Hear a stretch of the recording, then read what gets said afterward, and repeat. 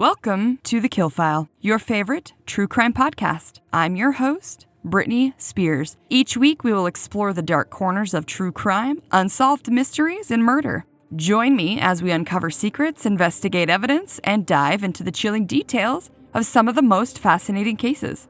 Get ready for a journey into the dark unknown because, in TheKillFile, nothing stays buried forever. Hi there, and welcome to episode 60 of TheKillFile. I'm so glad that you guys came back for another case. Before we jump into today's story, just a few quick reminders. Don't forget to check out the merch shop on TheKillFile.com. Click Shop Merch for some fun summer, fall, and winter true crime gear. And while you're there on the website, you can submit a case you want to hear me cover. This fall, I will be releasing the Hidden Files, where you can pay a few bucks a month and get bonus content. These cases are going to be like assassinations, natural disasters, and other areas circling true crime. If you or anyone you know has a true crime story they would like to share, please email it to thekillfilepodcast@gmail.com with the subject of listener files. I'm looking for anything from your own true crime experience, which can be anything from like a home invasion to a murder. It can also be something like your daughter was a senator and wanted to share some corruption, or your cousin was an international spy and lived to tell the tales. Feel free to change the names as you wish. Finally, please take a second to rate, review, and subscribe wherever you listen to help boost the podcast and to help others find it. It really does help the very most. Thanks, guys. Okay, so today we are going to cover a serial killer that I personally have never heard of and I'm excited to explore. As I'm writing this, I don't know his story yet. We are going to be talking about Samuel Little, also known as Samuel McDowell. Trigger warnings for today are going to be murder and brutality, along with assault and talks of rape. Let's jump in. So today we're going to be talking about a prolific serial killer that got away with his murders for decades, and I do mean decades. Samuel Little would be arrested on a drug charge in 2012, and this is when some pieces would finally fall into place, and he would be looked at for a dozen cold case murders. Sam Little was someone who had seen the authorities dozens of times. In fact, it was said that Sam, in his lifetime, was actually arrested upwards of 100 different times. But he must have been the luckiest son of a bitch on earth to not be fingered for these numerous murders. Let's set the scene a little bit. Let's go back to a time when Little was born and see how this sick motherfucker became the serial killer he was. Samuel Little was born on June 7th, 1940 in a city called Reynolds, Georgia. His mom's last name was Little, and his father's last name was McDowell, that he would later use sometimes in his life. Little would say later when speaking about his mother that she was a teenage sex worker that had ultimately abandoned him, not being able to take care of him properly. Some sources would say that she had possibly given birth to Little while she was in prison. This would leave Little in the care of his grandmother for a lot of his childhood. His grandmother would raise Little in a place called Lorien, and this was in Ohio. While Little was living with his grandmother, he would attend Hawthorne Junior High School, and he would attend high school, where he was said to have had a hard time, so he would eventually drop out. This is the time that Little actually would start his long criminal history and run-ins with the law. In fact, on one of the shows that I watched for this case, a two-part series that I will name at the end of the show, I will, of course, have the link provided in the show notes. A woman from this show worked on the case that we will hear from a lot. Her name is Christy Palazzolo. She works for the FBI as a VICAP crime analyst. VICAP, for anyone who doesn't know, because I definitely did not, but I would love this job, is the Violent Criminal Apprehension Program, which is the only database of its kind where people like Christy work with state and local agencies as they send their cases in, asking if there are others similar. And Casey is one of the people who analyzes the data to find similar crimes. So she would say that Little would be in and out of the criminal system his entire life with charges that ranged from theft, assault, weapons charges, and rape.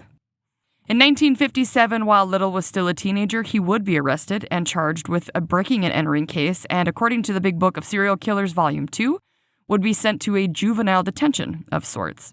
After Little was released from here, he spent most of his time working odds and end jobs like day laborers and used crimes like petty theft as a way to gain extra income to support himself. You know, instead of getting a full-time job and being a stand-up citizen. You don't even have to be a contributing member to your community or society if you don't want to. Just don't be a fucking criminal if you can help it. Some people, I understand, are born into certain situations and are forced to join or rely on certain groups in order to live. However, that doesn't seem to be the case for Little. It seems like juvie didn't teach him a damn thing, and maybe even being surrounded by a lot of other criminals did nothing to deter him from his lifestyle. Look, I'm going to be honest, I don't know shit about juvie. The only time I've ever been in trouble in my life, I was a young adult. But I feel like they should have, if they don't already have, some type of program where adults in prison can try and set those little turds straight and explain what's ahead of them if they continue down this path.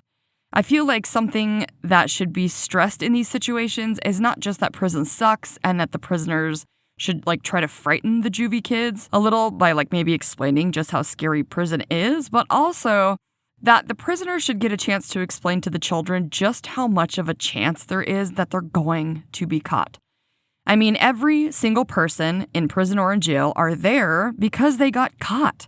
Police and FBI are much smarter nowadays and have a ton of technology and resources at their fingertips, and they are going to eventually catch you. It's not fucking worth it. Okay, that's my PSA on how to keep your ass out of the system. Moving on. After his stint in juvie, Little was again arrested in 1961 for breaking into a local furniture store, and this is when Little was 21. I just don't understand. A furniture store? Why, though? This time, Little was sentenced to 3 years for breaking and entering, and then would be released in 1964, where he would go straight back to committed crimes. Little would say that while he was in prison for years, he had learned how to box, and to top it off, he actually showed promise to becoming a prize-fighting boxer, but he chose the life of a criminal instead. One thing that I heard over and over in this case, and this was in interviews and articles galore, was that Samuel Little was known to have had huge hands, I guess, large enough that everyone seemed to notice who interacted with him. A detective from Mississippi, according to an article written on Cleveland.com, would say that it was sort of Little's shtick to be a thief. The detective would further state that Little would stay in a city for a few days and shoplift, and then he would be on to the next place. One source would say that Little would meet a woman much older than himself named Aurelia Dorsey, who he met in prison. She was said to be the person who would travel with him until she passed away. Apparently, she was the one who would steal the items, and then as a partnership, Little would then sell the items that they had collected in areas known for drugs. He was a hustler. Christy Palazzolo would say that Little was a transient person his entire life that usually lived right out of his car. I cannot imagine living that type of life, and unless you have some gnarly drug habit that you're trying to support, I'm not really sure why anyone would want to live that way, stealing and selling and getting caught over and over again. Aurelia was said to have actually testified later on for Little in at least one of his trials. She would also play a bigger role in his crimes than anyone knew. According to another accomplice-ish person who hung around Little was a man named Danny, and that will come up again later. Well, he would say that after whatever nefarious things Little would do at night, the next morning Aurelia would come out every day and clean out the car.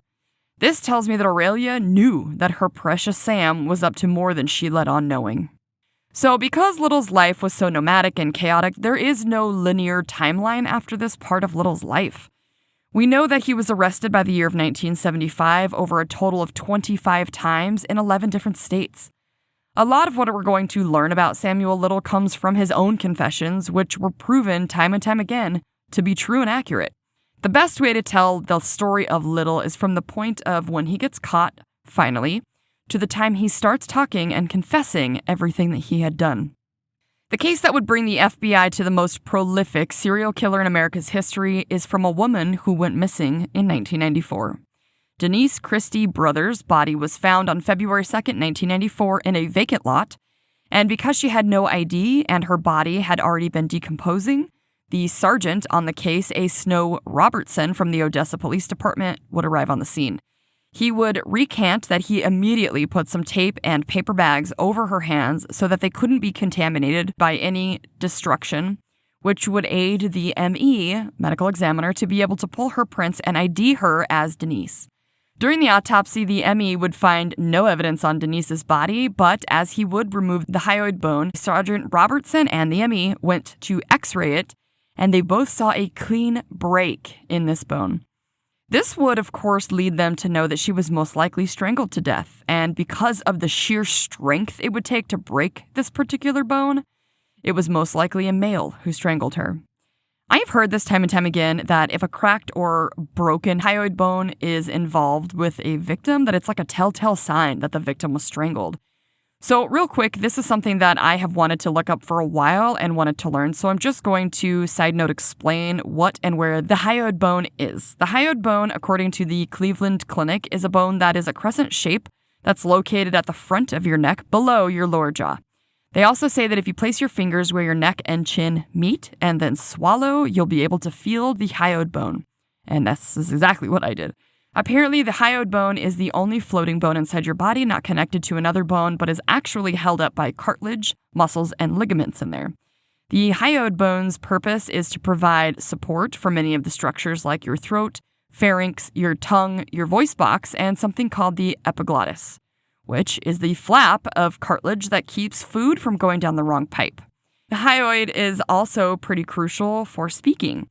So when these are damaged in a victim, it leads directly to the authorities and the ME thinking some kind of strangulation or hanging could have happened because the bone is tucked up under there and protected by tissues and muscles.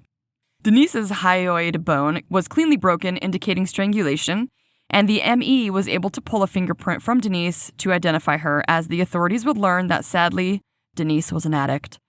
Her addiction, according to her son Damien, started off with opioids, and because addictions can be expensive, Denise would use sex work as a way to pay for her addictions. Unfortunately, Denise would later become addicted to heroin, but it was said that her parents tried very hard to help her and to get her some help. Damien would say that sometimes his mom would be home with the kids for a few days, and other times she was absent for a few days, and that's when the family seemingly knew that she was using. In January of 1994, Denise would go missing for a period longer than her few usual days, and when her family went all over town looking for her, they couldn't find her. 2 weeks after this, her family would receive a phone call that they had actually found Denise's body, and that the family needed to come identify her remains. Damien would say that it was his grandmother who went in, and he still remembers how she screamed when she hit the door. Awful and traumatic for everyone. Denise's case would go cold, and this is when Sergeant Robertson would take a shot from the hip in creating an FBI report, using as many details as he could about her murder. He knew that the FBI could possibly take the information from this case and her murder and match it to other possible cases in the future, and maybe something would come from it. He didn't realize that the something he was looking for would come about 20 years later. According to the Washington Post, authorities believe Sam Little's very first victim to be a 33-year-old woman named Mary Brosley. Little would say that he met Mary at a bar on New Year's Eve, and that she was a small 5'4" woman who was seemingly and possibly anorexic, as Mary weighed hardly 80 pounds. Mary's story is a sad one, in which she had confessed that she was estranged from her family and had been talked to about her drinking problem on numerous occasions. She would further say she left 2 children and many lovers in Massachusetts when she left. Mary was someone who may go missing without much of a fuss. During Little's reign of terror across the U.S., he would admit later on that he was sexually attracted to women's throats. When asked how long he wanted to kill people, Little would admit that he had had these types of desires since he was 7 or 8 years old and wasn't sure where they came from, but later on, it seems a light bulb would go off for him. Little would choose some of his victims by the way their necks looked, and as for Mary, Little admitted that the moonlight that night shone in to reveal a pale-looking neck on poor Mary. Little would then admit to authorities he had strong desires to choke Mary. I'm going to say right now that Samuel Little uses the word choke every time he talks about murdering a woman, and the police, of course, use the word strangulation because choking is when you choke on food and strangling is something done on purpose. Ever since I learned this, I have tried to always use the correct term. However, I just know when I quote Little, he uses the word choke. Mary Bosley would become the very first of many victims from the serial killer Samuel Little. The 20-year-long wait for a phone call about the Denise brothers case would come when the woman who works for the FBI VICAP system, Christy Palazzolo, would contact the LAPD about the report that Sergeant Robertson had submitted. Palazzolo would ask for their help in the search for a potential serial killer and wanted to see if there were other cases connected. In 2012, the LAPD Cold Case Unit had ran a search in a case that ended up popping up as having matching DNA evidence from 2 different cases back in 1989. The victims were 2 women, one named Audrey Nelson and the other Guadalupe Apodaca, who were found just 3 weeks apart. Audrey, sadly found in a dumpster, and Guadalupe was found in a vacant garage. Both of these women were found in strikingly the same way, with their shirts pulled up over their heads, their pants and underwear missing. Each had broken hyoid bones, and both had been scraped up and dragged to where they were left like trash. Something to note about Little's victims were they were all, or at least seemed to be all, some haven't been identified yet, as transient women or women who lived what the authorities would consider a more quote-unquote high-risk lifestyle, such as engaging in sex work or drugs. In fact, while being interviewed later on, Little would brag about how he was smart enough to not go to a, quote, white neighborhood and pick out a little teenage girl, end quote. Little would end up realizing a possible reason as to why he was driven towards murdering women in this way of strangulation was because of a true crime magazine that he used to read as a child. There was one in particular he spoke about as he was being interviewed by Texas Ranger Jim Holland, where he talked about seeing a story and picture of a woman named Gloria Ferry and the man who took off with her. He then said he remembers that as Gloria was trying to get away from the man would strangle her to death. And of course, Little thought Gloria had a pretty neck. And as he was reading this over and over again, it would arouse him, Little had admitted. My question is, was this hardwiring in his brain to be attracted to this already there, or was he predisposed to having some sort of weird sex and violence thing? Or was he maybe seeing this man as an idol? Little would later admit from the young age of 5 that he would find himself actually sexually attracted to the women's necks. This had to be before the magazine, right? Because he was 5. So it was connected that Little, having grown up reading the various true crime magazines in a way, actually kind of helped him in teaching how to get away with murder by not leaving a trace. Before DNA was even a thing used in crime scenes, Little knew not to leave evidence behind like fingerprints or weapons that could lead back to him. He used manual strangulation for each of his victims, which also sort of shielded him from being looked at, as often because after bodies would decompose before being found sometimes, it's very hard to tell that strangulation was the cause of death when a body is really decomposed. In a Washington Post article, criminologist Scott Bond is someone who has comprehensively searched about serial killers would say, quote, if these women had been wealthy white female socialites, this would have been the biggest story in the history of the United States. But that's not who he preyed upon, end quote. I am not going to give you a victim number until the end of this episode and just let these facts about the serial killer marinate in your brain.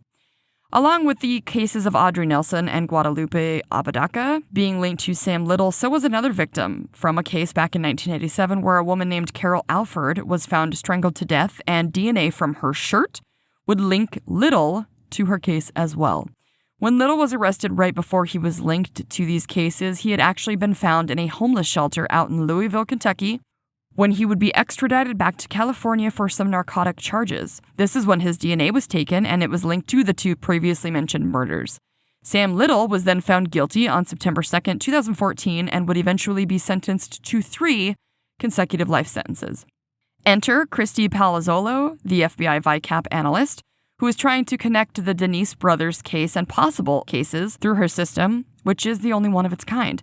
Agencies can submit information about the cases to the FBI, and they go into the VICAP system, and then people like Palazzolo analyze the data and try to connect different homicides and murders to different cases with similarities. As she's putting in the information into the system about Denise brothers' murder, she would find the 3 cases that Sam Little had been convicted of as similar. Manual strangulation of the women who were vulnerable and involved in particular situations helped connect the victims. Now, Palazzolo believed that Sam Little could be the person who murdered Denise brothers, although there was no hard evidence or physical evidence left at the scene. Eventually, there was going to be what I like to think of as an FBI dream team, which was comprised of Christy Palazzolo, her colleague Dr. Angela Williamson, who was a forensic expert and FBI VICAP liaison for the Department of Justice, and a man named Jim Holland, who was an actual Texas Ranger. This team of 3 people are the absolute reason that Sam Little would be linked to the cases that he was, and Jim Holland in particular will be the absolute reason that any confessions will come from Samuel Little. Jim Holland has a unique ability to interview people. In fact, he's an expert in interviews, and when Dr. Williams receives a call asking if they knew anything about Sam Little, the dream team would come together. Now, back in 2003, a new officer named Detective Sergeant Wayne Spees would be handed a flyer about an attack that happened on a woman about a month before he was handed this flyer. The woman was named Lori Barros, and she was allegedly grabbed off the street, taken to an isolated location where she had been allegedly raped and strangled repeatedly until the point of unconsciousness, where she then came to again and again. One of the times that Lori woke up, her attacker was gone, and she was able to get to the police. She gave them a detailed description of her attacker and the vehicle, saying that she distinctly remembered the fuzzy dice hanging from the rearview mirror and what the interior looked like, as well as some window damage, which really pointed to a particular car. Detective Sergeant Spees at this time was with a training officer, as again he was brand new, and him and his training officer worked the overnight shift. On one evening around 4 a.m., things had quieted down, and Spees and the trainer felt like they maybe had some time to go check out the location where Lori had been attacked, just to see if they could see anything to help find or catch the guy. Upon arrival to the location of Lori's attack, the officers would turn off their headlights and head up the hill, noticing how dark it was. This might be a great area for criminal activity. As they pulled up the hill, they noticed a large car parked right in front of them. So they turn on their headlights, and each of them have their own spotlight that they can control in front of them.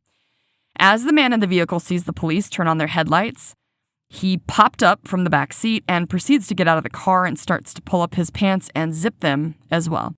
As the officers step out of their vehicle and wanted to speak to the man, they both notice that the man is skittish and hesitant towards coming over to talk. He eventually does, and this is when Little would tell the officers that he was with his wife just now, and that they had been fighting, but now they were having sex. Spees remembers seeing fresh scratches on Little's neck, and it was dripping with blood, and eventually they would see that he had a multitude of scars on his neck in different vertical lines. In this moment, Spees could also see that Little had looked down at his gun as if he was trying to decide in that moment what he wanted to do. Spees would comment that if Little wanted to fight, then he would lose with two of them, but they would fight. The only way that Little would ever win that fight is if he were to get a hold of one of their guns. And this is when Spees would say to Little, quote, "Don't do anything stupid." Then Little would turn around and get into a position to be arrested like he already knew he was going to lose this one. One of the officers, as Little was being detained, goes to check on the woman in the car, and he can see that she is completely naked, with her legs spread apart, and her head and neck seem to have been shoved down behind the driver's seat. The officer could also see the poor woman was bleeding from the nose and mouth. He thought she was dead. They were able to revive Miss Tanya Jackson and get her an ambulance within minutes that would take her to the hospital.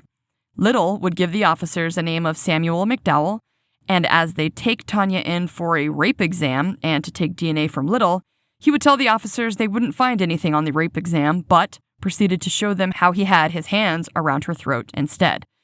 Now, here is where I tell you that Samuel Little had no problem telling the authorities how he killed women at some point, but he had a huge problem with being called a rapist because, according to him, he was not raping this woman, he was killing them. Palazzolo would go on to say that Little seemed to be sexually motivated to commit these crimes and that the act of strangulation itself was the thing that aroused him the most. She would further say he didn't care to kill them exactly, but the physical act of strangulation is what did it for him. This was confusing the entire time whether he was or was not a rapist because they didn't really comment on this in most of the articles or in most of the documentaries that I watched for this. I know that he was convicted of rape or at least accused of it on a few occasions, but I don't really understand if he was a rapist or not. Little had continued trying to convince Officer Spees that the woman that they identified later on as Tanya Jackson was his wife. Finally, he would admit that she was a sex worker and that they had agreed upon a $20 amount for her services. And as Little is talking, Spees is taking notes. This is when he documented that Little said, quote, "I should have killed that whore." This is when a light bulb went off for me because I started wondering if part of the reason that he is killing and targeting sex workers, besides their vulnerability, is maybe because that was allegedly what his mother was, and of course we already know she abandoned him. I couldn't help but wonder if somewhere deep in his psyche he was angry at her for leaving him, and killing these sex workers was also a way to get back at her for that. This is just my own conjecture. Spies would further say that Little told him that the woman he had just put hands on deserved everything she had gotten. Actually, she didn't. She didn't deserve anything that he had just done to her, as she is a fucking human being, and you don't get to judge and decide what anyone deserved, you twisted fuck. After Little was arrested for the abuse of Tanya, he was then picked out of a lineup by the first victim he attacked, Lori Barros, as the man who had hurt her. A man named Gary Rempel, who at the time was part of the prosecution and the deputy DA, realized that Sam Little, although he had a long rap sheet with all kinds of charges, had barely spent any time in prison for his crimes. Gary then figured that with both of these witnesses testifying in court that this would probably be enough to finally send Little away, but there would end up being some issues. Gary would say that while being interviewed, he just had some type of feeling or hunch about the first victim, Lori Barros, and when he went to question her about some things, she would admit to him that she was indeed engaging in sex work, meaning that she was actually not kidnapped by Little, nor was she raped, as she had first claimed. Unfortunately, as she had already testified, it would mean that the jury would now know that Lori had perjured herself under oath on the stand, and if she lied about those things, then what's to say that she even had the right guy? And this would be the eyes in the jury, not what anyone actually thought. It was clearly Little who had attempted to kill her. I just wish that she could have felt safe enough or not embarrassed enough to say that she was going to be paid for sex, because the rest of her account was accurate, and Little was most definitely a monster who tried to kill her. So that was problem number one. Now, problem number two was that when the second victim, Tanya Jackson, got up to the stand for her testimony, it was clear that she was drunk. Rather than ignore it because it was so obvious, Gary had to ask her, what's going on, and allow her to give the reason, where she admitted that she had to drink just to get the courage to be there, which doesn't look good to the jury or on the stand, but personally, I can completely understand why she would need a little liquid courage. I don't even drink anymore, but I abused alcohol enough in my lifetime to know that turning to wanting to numb yourself after trauma and when you're scared or nervous makes complete sense, and it's heartbreaking. Besides the two victims struggling when it came to their testimony, the defense would call its own witness to the stand who would end up providing some type of alibi or character witness for Little, and this was none other than the woman who claimed to be his wife, a woman in her 70s, Miss Aurelia Dorsey, his quote-unquote partner in crime for his stealing acts. She would testify they only arrived 2 days before Tanya Jackson was attacked, and she came across as a dignified older woman, and she seemed credible. Little came across in court as a quiet, humble man who would claim that he never received the services he had paid for with Tanya because she was trying to scam him. And then he claimed that she attacked him, and in self-defense, he put his hands around her throat. The jury would come back hung for a 9-3 acquittal. This was hard for Gary Rempel because he knew exactly what Little was and wanted to keep him off the streets. And the only way to do that now was to offer a deal to Little instead of doing an entire new trial where he could actually get off on his charges. Little would take the deal where he would spend 4 years in prison, and in court, Gary would claim that he said in a very loud voice as he was getting upset that when Little gets out, he will do this again. Gary would say during an interview that Little had sort of a playbook that he used to kill these women, and it worked for him time and time again, targeting sex workers and traveling with an alibi witness, basically. Little would get out after serving only 30 months in prison in February of 1987, where he would then head to LA. And of course, all of a sudden, bodies of strangled women would start to pop up in LA. Back again in 2018, when Little was found guilty for the murders of Audrey Nelson, Guadalupe Apodaca, and Carol Alfred, and had been sentenced to the 3 consecutive life sentences, Little would file appeal after appeal to no avail. This is when the FBI dream team of Palazzolo, Dr. Williams, and Holland would come together wanting to interview Little about the Denise brothers case and possibly any others that could be out there. Now, up until this time, Little had never confessed to any of the murders and still maintained his innocence. Since Texas Ranger Jim Holland was an interview expert, Palazzolo and Dr. Williams had hoped that if they gathered enough information on Little and any other cases that they think might be linked to Little, that Holland would somehow be able to get him to talk. They figured out that Little liked to paint, to draw, and before, he liked to box.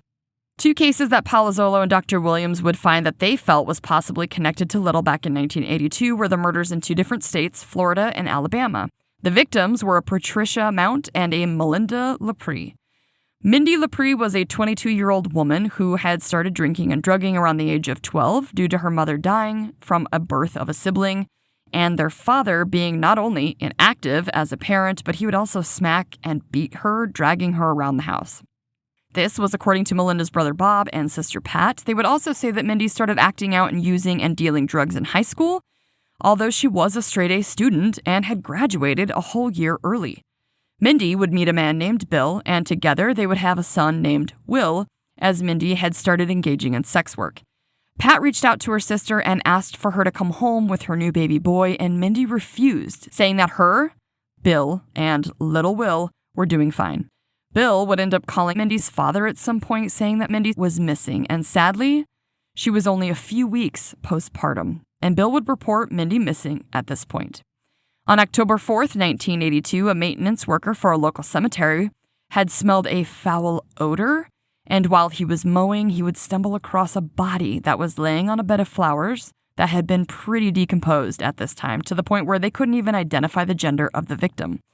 Later, the remains would be identified as Mindy Lepre, and sadly, her brother would comment that she had just been left or thrown into a ditch to rot, which was so sad to hear him say. Mindy's hyoid bone had been dislodged but not broken. However, the movement of the bone still indicated strangulation. A witness would come forward saying that they had seen Mindy getting into a John's car, meaning a client for sex work, and described the man as a black male with a stocky build driving a station wagon. A particular witty officer would later get a call about a shoplifter with a brown station wagon with Alabama tags, and then Sam Little was arrested, and this would help connect them to the other murder in Florida. In Alachua County, Florida, a woman's body would be found in a hayfield just outside Gainesville, Florida. A sergeant working the case, Kenny Mack, would say that they found her clothing next to her body and that they would find human feces on the clothing and the body of what would later be identified as Miss Patricia Mount. The authorities would find on her remains bruising and gouging of the skin around her neck, and this would indicate that Patricia was strangled to death. Sadly, Patricia was said to have had an IQ of only 40, meaning that she had an intellectual disability, which makes my fucking stomach hurt to hear. It was known within the community that Patricia would talk to anyone and everyone that she could at the local bar, especially if someone had bought her a drink. Witnesses came forward saying that they had seen Patricia leaving with a black male who was heavy-set, medium height, in a station wagon with wooden sides and a loud muffler. Then the county in Florida would issue a BOLO, which of course means be on the lookout for anyone who may not know.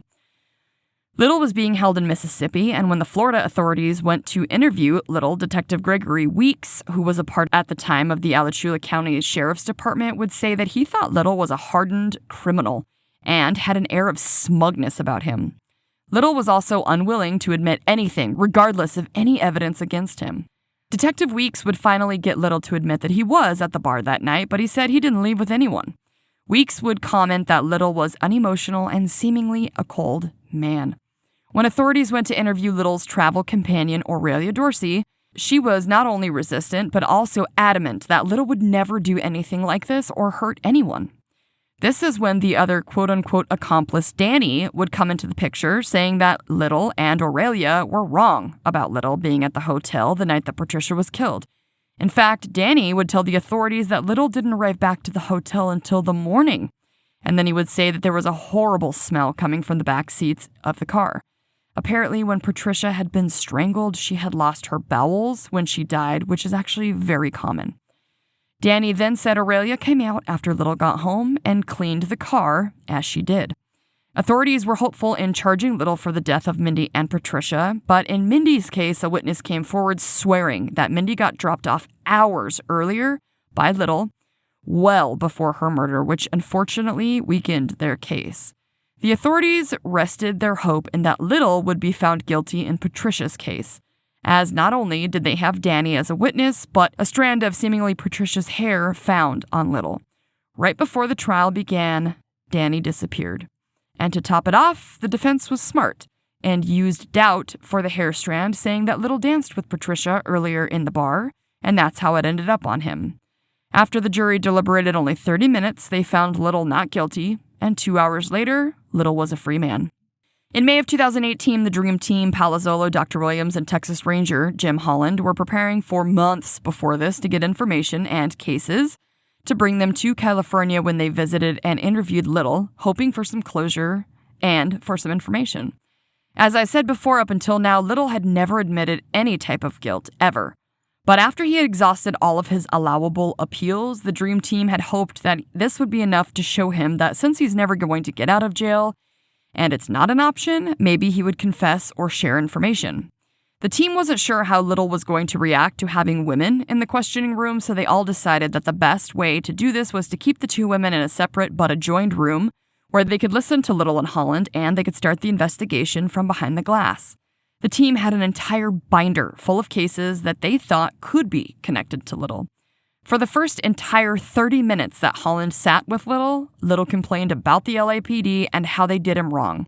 And I guess it took him quite a bit to realize that Holland wasn't from the LAPD, in which the actual LAPD knew that Little hated them and they urged the team to use that to their own advantage if they could. I think this actually helped because as you're listening to the interview, Holland just uses the interview as like a casual conversation.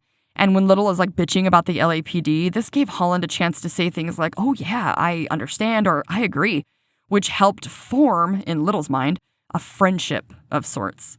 Holland would admit that with Little's resistance, he was very worried that this conversation wouldn't go anywhere and that this would all be for nothing, as they only had 2 days with him. Little would say that he had been smeared as a rapist, but that he had never been convicted of rape, to which Holland would say, quote, "You're right." Holland was really working on gaining Little's trust and realizing one thing that really set Little off was being accused of being a rapist. After letting Little talk about himself for quite some time, Holland eventually started gently laying the foundation that he knew Little was a killer, but also said that he didn't believe him to be a murderer. Also, like there was a difference, but making it kind of seem like Little had to take care of business in this way, and I think that helped Little open up. Finally, when Holland starts letting Little know that there could be things that Holland could do or get for Little, Little sort of started coming clean or saying out loud that there could be some cases in Texas. Remember, the team is focused on getting him to admit to the Denise brothers case and that they had hoped there may be or would be more that he might come clean about, but no one could expect what was about to happen and the sheer size that this case would become. As Little started opening up describing Denise brothers, he knew her approximate age, hair color, and body type. He then admits to leaving her by a fence with her clothing on. He was describing the exact crime scene. Holland moves on from this case to another one that he knew about, describing her, and Little admitted to strangling her as well. Then another woman in Houston, then Alabama. While Holland was interviewing Little, the authorities would go into a cell and search it, where they would find numerous drawings of famous people. Actors and singers, mostly, and they were detailed and good enough that you knew exactly who they were. Little was a talented artist, which would end up being the key to finding his victims. The interview got to the point where Little would take Holland on some sort of murder tour and would name the state and how many murders he had committed there. Samuel Little would have a 35-year career of murdering women, ending when he was 65, which is a super long time to be out there killing people. Little would admit to Holland that there were 16 murders in Florida, 20 in LA, and in Mississippi there could be 6 or 7. The team quickly realized if Little was telling the truth, they were looking at the most prolific serial killer in American history, and had they not put all of this together, he could have died with all of his secrets, as he was an elderly man in poor health. Holland would offer Little to waive the death penalty and get him out of California for a while and down to Texas, where they could interview him further if he was willing to admit to the murder of Denise brothers, and eventually Little agreed. As this was happening, Palazzolo and Dr. Williams were desperately trying to figure out if Samuel Little was full of shit or if the murders he was claiming were real. They would get a hit on Little's last victim that he claimed, on a woman named Nancy, who traveled a bit with Little to Decatur, Alabama, who was sadly later found dead from manual strangulation. When Little got to Texas, he was given some art supplies when Holland got the idea to ask Little if he could draw his victims in order to help them to identify these women, and Little seemed to like the idea. He was given art supplies in his little studio and got some good food for the time being. As Little was drawing the numerous women and telling their stories, the team realized that Little was good at remembering random details about each of his victims and their situations. The thing he struggled with was a time frame with them all. Like with the Denise Brothers case, Little had been off by 10 years, and this is when the team realized that the task of identifying these victims, who may not have even given Little their real name, could be very hard. Palazzolo would say that she thinks with each and every confession, the team had to contact anywhere between 3 and 5 different agencies trying to find the victim. I cannot imagine this daunting work. Palazzolo said they basically had to call these agencies and departments and describe a victim that they may or may not have had in their jurisdiction, and that it would be within a 20-year span of time, and they would give out specific details about the victim, but they refused to give out Sam Little's name, because they were afraid if they gave out his name, then another agency might try and extradite him somewhere else, and then the Texas Ranger, Jim Holland, who had built this relationship with Little enough to get these confessions, may lose access to Little. And then the 20 cases that he had confessed to would be all that they got, instead of being able to get them all. Little would remember specific things like jewelry on the women or the headlines of the newspapers after the bodies were found. When Holland was interviewing Little, he would ask if there was one woman that was like his favorite that he might often think about, and this is when Little would say that each and every one of them he would remember on different nights of his life. He enjoyed what were his serial killer trophies, his being the vivid memories of each of his kills even decades later. The authorities would use the drawings from Little to identify many of his victims, but there are still victims that have not been identified. And I will not only share the pictures of his drawings on the TheKillFile socials, but also I will link in the notes the FBI website where people can go look at the unidentified woman's drawings. Little would go as far as saying about his victims, quote, "If they was alive to this day, they'd be my friends." I'm sorry, what? He said they didn't die mad at him or cuss at him, saying they were his friends, and that there was no beef between him and his victims, and neither of them hated each other. I'm sorry, but if you don't think that these women who fought for their lives by scratching and clawing you to shit don't fucking hate you, you are Delulu, sir. Of course they fucking hate you, and they would because you're a piece of shit. We all hate you. You snuffed out the lives of these women who didn't deserve it just because you thought they were expendable and that they didn't mean anything to you. This man definitely sees women as objects for him to use and discard as he pleases. Little was 30 years old before he killed his first victim. When Holland would ask if there was ever a time that he almost got caught, Little would say in Ocala, Florida in 1982. Little is in Ocala on August 12th. He was actually on a date with Rosie Hill.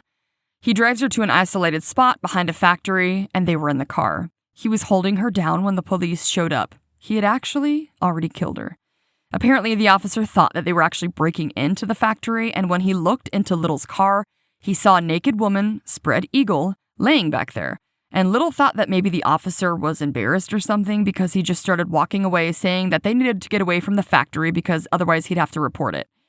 I'd like to think that this officer didn't realize the woman was dead, right? He probably thought she was alive and was just laying there, and that's why he left. Let's hope. The team and other detectives who later got to interview Little noticed that he took enjoyment from retelling his tales and what he did to the women to the point where he would seemingly be aroused. In fact, during one interview, he touched himself, which is actually embarrassing just to say. I can't imagine having the balls to do that in front of detectives. Ew. He thoroughly enjoyed what he did to the women. The authorities who interviewed Little thought that he was going to be a scary man when they came into the room, but instead, Little was smiling, could be charming, funny, and witty, which made some of them realize why these women would go with him in the first place, which makes him the worst kind of serial killer.